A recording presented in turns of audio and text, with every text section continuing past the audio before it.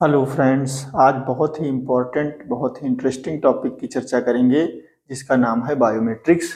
तो चलिए स्टार्ट करते हैं सेशन को। जैसा कि आप देख पा रहे होंगे कि बायोमेट्रिक्स को हम बायोमेट्री या बायोस्टैटिस्टिक्स भी बोलते हैं। और इसमें आप बायो का मतलब जान रहे होंगे। बायो का मतलब होता है लिविंग ऑर्गेनिज्म, जबकि स्टैटिस्टिक्स के अंतर्गत हम क्या करते हैं कि डेटा का जो है कलेक्शन करते हैं और उनका प्रेजेंटेशन करते हैं, उनकी एनालिसिस करते हैं और उसके बाद जो रिजल्ट आता है उसको हम इंटरप्रेट करते हैं। ठीक है, तो हम कह सकते हैं कि जब हम बायोलॉजिकल प्रॉब्लम को सॉल्व करने के लिए स्टैटिस्टिक्स का यूज करते हैं तो उसको क्या बोलते हैं, बायो स्टैटिस्टिक्स या बायोमेट्रिक्स या बायोमेट्री। ठीक है, इसी तरीके से जब हम जेनेटिकल प्रॉब्लम को सॉल्व करने के लिए स्टैटिस्टिकल प्रोसीजर को यूज करते हैं तो उसको बोलते हैं स्टैटिस्टिकल जेनेटिक्स या बायोमेट्रिकल जेनेटिक्स या मैथमेटिकल जेनेटिक्स। ठीक है, तो ये जो बायोमेट्रिकल जेनेटिक्स है या मैथमेटिकल जेनेटिक्स है, ये दो तरीके की होती है, क्वांटिटेटिव जेनेटिक्स और पॉपुलेशन जेनेटिक्स। पॉपुलेशन जेनेटिक्स को मेंडेलियन जेनेटिक्स भी बोलते हैं। इन दोनों जेनेटिक्स को समझने से पहले हमको जानना होगा कि क्वांटिटेटिव कैरेक्टर या पॉलीजेनिक कैरेक्टर और ओलिगोजेनिक कैरेक्टर या फिर क्वालिटेटिव कैरेक्टर क्या होते हैं। ठीक है, अच्छा, इससे पहले हमको समझना होगा कि कैरेक्टर क्या होते हैं। तो हम समझ लेते हैं कि कैरेक्टर किसको कहते हैं। ठीक है, सबसे पहले हम लोग समझ लेते हैं कि कैरेक्टर क्या है। कैरेक्टर जो है वो किसी भी ऑर्गेनिज्म का मार्फोलॉजिकल बायोकेमिकल एनाटॉमिकल और बिहेवियरल फीचर होता है। तो किसी भी ऑर्गेनिज्म का जो मार्फोलॉजिकल, बायोकेमिकल, एनाटॉमिकल या बिहेवियरल फीचर होता है उसी को हम क्या बोलते हैं, कैरेक्टर। जैसे हम प्लांट की बात करें तो उसमें जो हाइट है वो क्या है, प्लांट हाइट क्या है, कैरेक्टर है। प्लांट हाइट क्या है, कैरेक्टर है। फ्लावरिंग क्या है, कैरेक्टर है। वो अर्ली फ्लावरिंग भी हो सकती है और लेट फ्लावरिंग भी हो सकती है। मैच्योरिटी क्या है, कैरेक्टर है।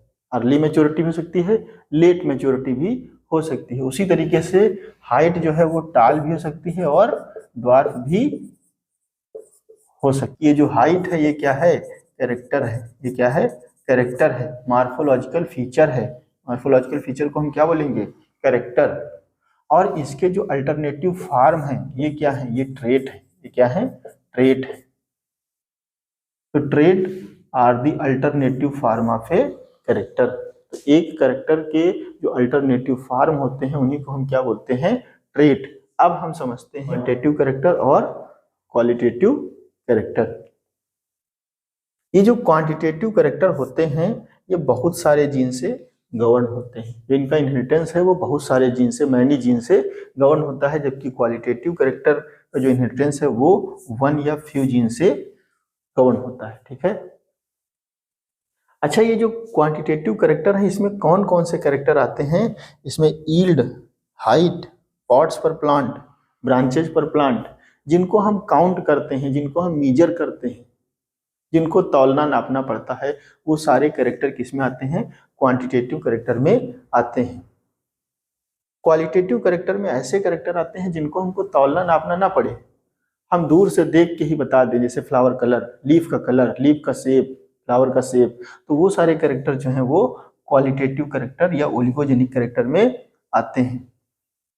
मेंडल ने जितने कैरेक्टर्स की स्टडी की थी वो सभी क्या थे, क्वालिटेटिव कैरेक्टर थे। 7 कैरेक्टर की जो उन्होंने स्टडी की थी वो क्वालिटेटिव कैरेक्टर थे और सिंगल जीन से गवर्न हो रहे थे। ठीक है, अभी नेक्स्ट बात करते हैं कि सिंगल जीन का क्या इफेक्ट होता है। तो क्वांटिटेटिव कैरेक्टर के केस में सिंगल जीन जो है, क्योंकि बहुत सारे जीन से क्वांटिटेटिव कैरेक्टर गवर्न हो रहा है, तो सिंगल जीन का इफेक्ट जो होता है वो बहुत ही स्मॉल होता है। बहुत ही स्मॉल होता है और अनडिटेक्टेबल होता है, जिसको आप डिटेक्ट नहीं कर सकते हो। आप सिंगल एक जीन का इफेक्ट नहीं बता सकते हो, लेकिन जब बहुत सारे जीन जुड़ते हैं उनका मिला जुला जो इफेक्ट आता है उसको आप बता सकते हो। मिलजुल करके एक क्यूमुलेटिव इफेक्ट वो शो करते हैं, मिला जुला इफेक्ट शो करते हैं। तो इसमें सिंगल जीन का जो इफेक्ट होता है वो स्मॉल होता है और अनडिटेक्टेबल होता है। जबकि अगर क्वालिटेटिव कैरेक्टर की बात करें तो ये एक ही या दो जीन से गवर्न हो रहा है, तो इसमें सिंगल जीन का जो इफेक्ट होगा वो लार्ज होगा और डिटेक्टेबल होगा। ठीक है। अगर कैपिटल आर हो गया, जैसा कि आप जानते हैं कैपिटल आर डोमिनेंट एलील हो गया तो वो रेड हो गया, अगर स्मॉल आर हो गया तो वो व्हाइट हो गया। तो इस तरीके से जो क्वालिटेटिव कैरेक्टर है उसमें सिंगल जीन का जो इफेक्ट होता है वो क्या होता है, लार्ज होता है और डिटेक्टेबल उसका होता है, उसको आप डिटेक्ट कर सकते हो। अच्छा, वेरिएशन की अगर बात करें तो जो क्वांटिटेटिव कैरेक्टर होते हैं इसमें कंटिन्यूअस वेरिएशन होता है।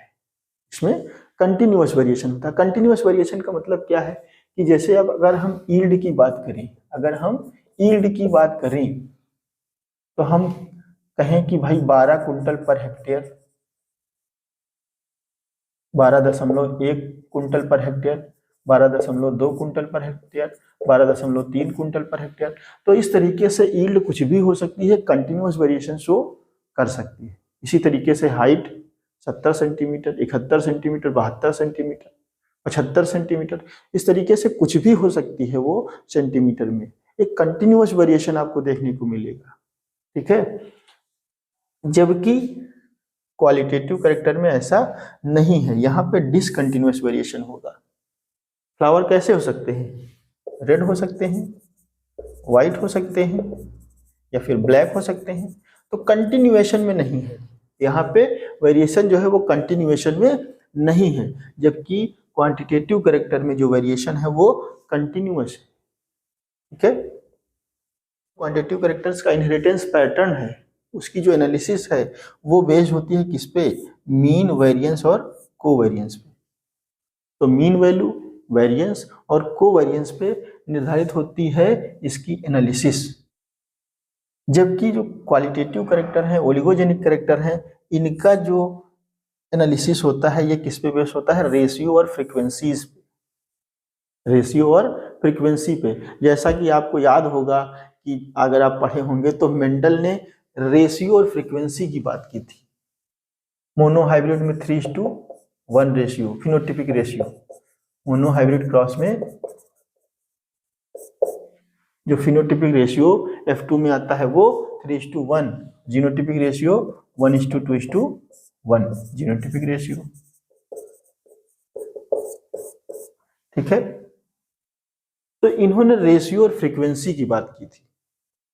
तो जो क्वालिटेटिव कैरेक्टर होते हैं इनकी जो एनालिसिस बेस होती है वो रेशियो और फ्रीक्वेंसी पे बेस्ड होती है, जबकि क्वांटिटेटिव कैरेक्टर की जो एनालिसिस होती है वो मीन वैल्यू, वेरिएंस और कोवेरिएंस पे डिपेंड होती है। ठीक है। अभी इन्वायरमेंटल इफेक्ट की बात करेंगे। तो जो क्वांटिटेटिव कैरेक्टर हैं, जैसा कि आपको पता है कि यील्ड पे इन्वायरमेंट्स का बहुत ज़्यादा इफेक्ट पड़ता है। अगर बारिश नहीं हुई तो खत्म, बारिश ज़्यादा हो गई तो खत्म। लेकिन फ्लावर अगर लगा हुआ है, अगर बारिश हो रही है तो क्या उसके कलर पे बहुत ज़्यादा इफेक्ट पड़ेगा, नहीं पड़ेगा। नहीं। तो इसमें क्या है, क्वांटिटेटिव कैरेक्टर्स में हाई इन्वायरमेंटल इफेक्ट होता है, जबकि क्वालिटेटिव कैरेक्टर में इन्वायरमेंट्स का इफेक्ट क्या होता है, लिटिल होता है, कम होता है। ठीक है। फ्लावर के कलर पे बहुत ज़्यादा इफेक्ट नहीं पड़ेगा, लीफ के कलर पे बहुत ज़्यादा इफेक्ट नहीं पड़ेगा, लीफ के शेप पे कोई इफेक्ट नहीं पड़ेगा, फ्लावर के शेप पे कोई इफेक्ट नहीं पड़ेगा। तो इस तरीके से हम कह सकते हैं कि जो क्वालिटेटिव कैरेक्टर हैं ये इन्वायरमेंटल इफेक्ट से लेस इन्फ्लुएंस होते हैं, जबकि जो क्वांटिटेटिव कैरेक्टर हैं ये इन्वायरमेंटल इफेक्ट से हाईली इन्फ्लुएंस्ड होते हैं। ठीक है। तो इस प्रकार से जो क्वांटिटेटिव कैरेक्टर हैं और क्वालिटेटिव कैरेक्टर हैं इनको हमने समझ लिया। अभी हम बात कर रहे थे क्वांटिटेटिव जेनेटिक्स और पॉपुलेशन जेनेटिक्स की। तो हम कह सकते हैं जो क्वांटिटेटिव जेनेटिक्स है वो किसके साथ डील करती है, क्वांटिटेटिव कैरेक्टर्स के साथ डील करती है। ठीक है, जो क्वांटिटेटिव जेनेटिक्स है वो क्वांटिटेटिव कैरेक्टर के साथ डील करती है, जबकि जो पॉपुलेशन जेनेटिक्स है, जो पॉपुलेशन जेनेटिक्स है वो किसके साथ डील करती है, क्वालिटेटिव कैरेक्टर या ओलिगोजेनिक कैरेक्टर। ठीक है, तो इतनी चीज आपको समझ में आई। तो इस तरीके से हमने बायोमेट्रिक्स को समझा, बायोमेट्रिक्स की जो ब्रांचेज हैं उनको समझा, ओलिगोजेनिक और पॉलीजेनिक कैरेक्टर्स को समझा। आज के लिए बस इतना ही, मिलते हैं नेक्स्ट वीडियो में। Thank you very much for listening to me. Okay.